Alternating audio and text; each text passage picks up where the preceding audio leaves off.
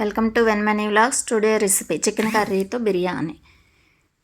Biryani rice కడిగి పక్కనుంచి pan పెట్టి బిర్యానీ స్పైసెస్ అన్నీ వేసుకోవాలి.